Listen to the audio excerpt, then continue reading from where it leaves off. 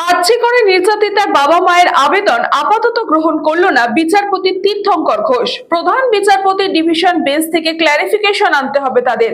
নজরদারিতে তদন্ত চলছে না। ডিভিশন বেঞ্চ যদি বলে এই তাদের নজরদারি করছে না এবং মামলার শোনার অধিকার সিঙ্গেল বেঞ্চের আছে, তাহলে এই মামলার শুনানি গ্রহণ করবে বিচারপতি তীর্থঙ্কর ঘোষের সিঙ্গেল বেঞ্চ। কারণ সুপ্রিম কোর্ট এবং হাইকোর্টের ডিভিশন বেঞ্চ তদন্ত সংক্রান্ত রিপোর্ট জমা করেছে সিবিআই। 15 জানুয়ারির মধ্যে ডিভিশন বেঞ্চ থেকে ক্ল্যারিফিকেশন আনতে হবে। 15 জানুয়ারি পরবর্তী শুনানিও।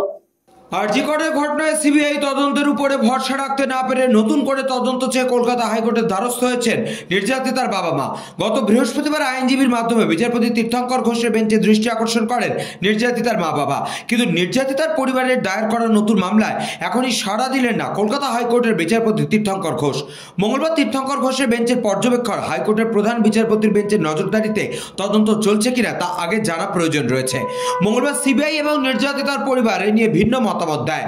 প্রধান বিচারপতির বেঞ্চ আরজিকর মামলায় সিবিআই তদন্তের নির্দেশ সংক্রান্ত রায় জানিয়েছিল নিয়মিত তদন্তের অগ্রগতির রিপোর্ট দিতে হবে।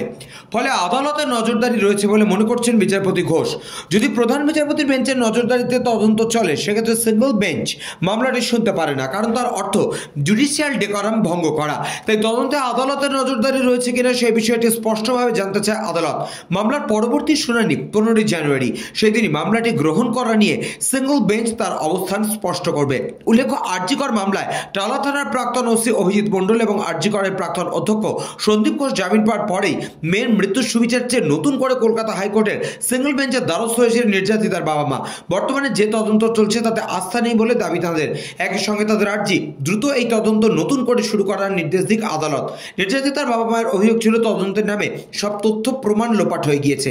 ইতিমধ্যে ট্রায়াল শুরু হয়েছে, সাক্ষ্য গ্রহণ চলছে। এই অবস্থায় এখনই আদালত হস্তক্ষেপ না করলে পরিস্থিতি নাগালের বাইরে চলে যাবে বলে আশঙ্কা করছেন তারা। না না না, কেন হতাশ হবো? আমরা সুবিচারের জন্য যা যা করতে হয়, যত দূর যেতে হয় আমরা যাব, ব্যাস এটাই হচ্ছে আমাদের মেইন কথা। এবং আইনগত ব্যাপারে যা আছে আমাদের লয়ার আছেন, উনি যা বলার সে হোক দেরি হোক, আমরা ধৈর্য ধরবো এবং আমাদের জীবনে এটাই লক্ষ্য, আর কোনো লক্ষ্য নেই। আমরা সুবিচার যেভাবে হোক কাজে যাই, সেটা এখনও আমরা সিদ্ধান্ত নিতে পারিনি, আমরা পরে জানিয়ে দেবো যখন।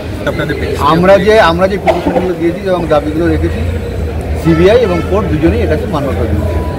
এটুকুই বলতে পারি। দাবিগুলো না, এগুলো বলে একটা বিষয় গতকাল এটা আমরা জানি না, এটা বিচার বিভাগ বিষয়ে আমরা কোনো কথা বলি। সিবিআই আর বিচার বিভাগ বিষয়ে ওরা ভালো যা বুঝছে সেভাবে তদন্ত আমরা তুলেছি। সিবিআই মান্যতা দিয়েছে এবং কোর্টও সেটাকে মান্যতা দিয়েছে এবং সেই অনুযায়ী কাজ হবে ভবিষ্যতে। ব্যুরো রিপোর্ট, নিউজ বঙ্গ টাইম।